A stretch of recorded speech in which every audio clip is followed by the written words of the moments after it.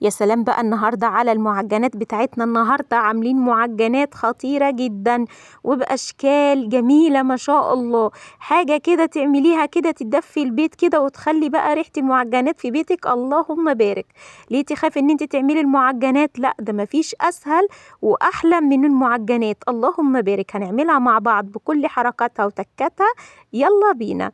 عندي طبق فاضي هنا بنزل فيه بكوبايتين مية دافية ومعلقة سكر كبيرة ما شاء الله وكيس من الخميرة الفورية. أدوبهم كده بالراحة ما شاء الله، واروح نازلة عندي بادي كوباية إلا ربع من الزيت ما شاء الله. ده زيت نضيف جدا. وهنا بقى للتطعيمة بتدي معايا تطعيمة جميلة جدا. كيس فانيليا من السكر جميلة جدا.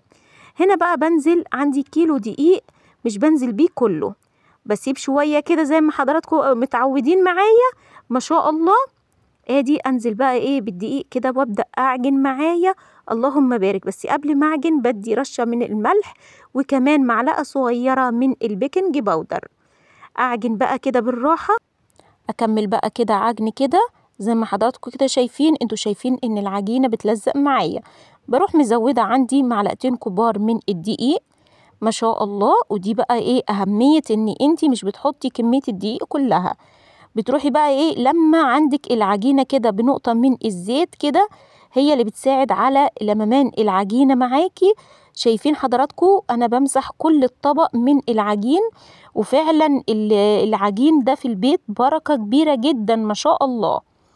ادي شايفين حضراتكم ملمسها بقى ناعم جدا، وادي بمسحها كده بالزيت كده معايا من كل ناحية واسيبها تخمر عندي على الرخامة. هنا بقى الخطوة اللي بعد كده بجهز الحشوة. عندي زيت في طاسة سخنة، بنزل ببصلتين مقطعاهم جوانح أو جوليان ما شاء الله، وتبلهم بذرة من الملح وكمان معلقة صغيرة جدا من الفلفل الأسمر اللهم بارك. وكمان مقطعة كمان طماطم جوليان وفلفل شرائح كده ما شاء الله. ادي واروح بقى ايه نازلة عندي بربع كيلو من اللحمة المفرومة ما شاء الله. الحشوة دي جميلة جدا ما شاء الله، بتدي تطعيمة مختلفة جدا. هنا بقى بنزل عندي بمعلقة صغيرة من الكركم وكمان معلقة صغيرة من السبع بهارات ادي، وده زعتر على روزماري ما شاء الله. بروح من نازلة بيه بقى بيدي تطعيمة مختلفة جدا، ونص معلقة صغيرة من الفلفل الأسمر ما شاء الله. رشة كزبرة ورشة قرفة، ودي بقى ايه جوزة الطيب بتحطي بقى منها اللي انت عايزاه ما شاء الله. هنا بقى العجينة خمرت معايا كويس جدا معايا كده، بطلع منها الهواء كويس ما شاء الله. ادي ألم بقى كل العجينة معايا ادي ما شاء الله. العجينة ناعمة وجميلة جدا. بفردها عندي على الصينية زي ما حضراتكم كده شايفين، واجيب الغطا معايا الكوباية ده بروح ايه مقطعاها كده ما شاء الله زي ما حضراتكم كده شايفين كده. واللحمة المفرومة استوت معايا بقى شكلها جميل جدا. بروح بقى ايه حاطة كده شوية كده من اللحمة المفرومة معايا بالبصل بالطماطم الجوليان، مدية تطعيمة وشكلها مختلف جدا عن اي حاجة ما شاء الله. ورشة كمان على كل العجين كده بالجبنة الموزاريلا ما شاء الله. أقفل بقى كده العجينة معايا زي ما حضراتكم كده شايفين، أقفلها بالطول. ادي بقى دي تقفيلة تانية خالص ما شاء الله. ادي أقفلها. أهم حاجة تقفلي العجينة كويس جدا. شايفين بقى أنا عملتها ازاي؟ ادي بقى لميت العجينة كده من النص ما شاء الله. ادي والم كده انا هوريكم كل شكل انا عملته معايا. ودي بقى لما بتخمر بتزيد معاكي وتتضاعف، بتبقى جميلة جدا ما شاء الله. ادي بقى ده اول شكل ما شاء الله. هنا بقى بجهز الصينية عندي مدهونة بزيت، بروح حاطة الاشكال اللي انا حطيتها كده في الصينية ما شاء الله، واجيب الغطاء البلاستيك ده واعمل لها كده ايه شكل كده على العجينة من فوق اللهم بارك. لا قطاعة ولا حاجة خالص. العجينة بقى التانية علشان انا العجينة كلها انا قسمتها كذا قطعة ما شاء الله. بفرد بقى عندي كده بالنشابة كده بالمستطيل ما شاء الله، خليها مستطيلة كده معايا ما شاء الله. واروح بقى ايه نازلة في نص العجينة كده بالحشو معايا كده ما شاء الله اللهم بارك. ادي عندي بقى هنا برضو كمان ازود كمان جبنة موزاريلا كده على وش العجينة، ما شاء الله بتدي تطعيمة جميلة جدا لما العجينة بتستوي معاكي. ادي اقفل بقى كده العجينة، شايفين الشكل ده جميل جدا ما شاء الله.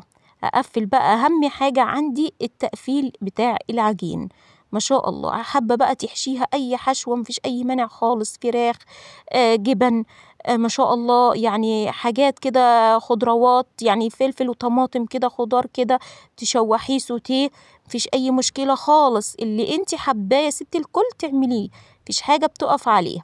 بجيب بقى ايه قطعتين كمان من العجين، بروح فردهم كده بالنشابة معايا، واجيب بقى السكينة بعمل الشكل ده زي ما حضراتكم كده شايفين ما شاء الله. ادي انا هنا حشيتها لحمة مفرومة ما شاء الله، وكمان جبن. انا هعمل لكم اشكال تانية كتير جدا في فيديوهات تانية، شايفين الشكل، وهحشيها لكم كذا حشوة ما شاء الله. حابة تحشيها نوتيلا، حابة تحشيها شوكولاتة، فيش اي مشكلة خالص. يعني شايفين الشكل خطيرة جدا ما شاء الله. ادي بقى احطها دلوقتي عندي بقى كمان في الصينية، واجهز اخر شكل انا عملته معايا زيه كده زي الفينو بالظبط، بس حاجة بقى جميلة جدا. بفرد العجينة كده بالطول معايا ولمها كمان، شايفين العجينة معايا طويلة ازاي، بضغط عليها كده بايدي ما شاء الله. واجيب طبعا الغطا معايا اللي هو اللي انا مستخدماه النهاردة في العجين ما شاء الله عليه. هنا بقى العجين معايا اتظبط جدا، بروح جايبة عندي بيضاية مع كيس فانيليا من دريم فانيليا السكر ما شاء الله، وادوبهم كده في بعض. ده صفار بيضة بدون البياض ما شاء الله. احط بقى ايه، ارش كده بقى على كل العجين معايا ما شاء الله. وطبعا الفرن عندي سخن جدا، بدخل المعجنات على اعلى درجة حرارة. وكمان بجيب سمسم على حبة البركة، بروح حطها بقى ايه على وش الصينية كده، بتطلع ما شاء الله اللهم بارك. وعندي ما بتستوي معاكي بتروحي ايه بخاها بشوية مية، وتروحي مغطية عليها 10 دقايق، تطلع معاكي طرية وسهلة جدا ما شاء الله. شايفين حضراتكم اتحمرت وجميلة جدا والله، بجد طعمها خطير وهشة، ومفيش أجمل من كده وأحلى. يعني أتمنى ان حضراتكم تعملوها. مش تنسوا تكتبوا لي تعليقاتكم على الفيديو، وأتمنى كمان ان حضراتكم تتابعوني على صفحتي على اليوتيوب. والسلام عليكم ورحمة الله وبركاته.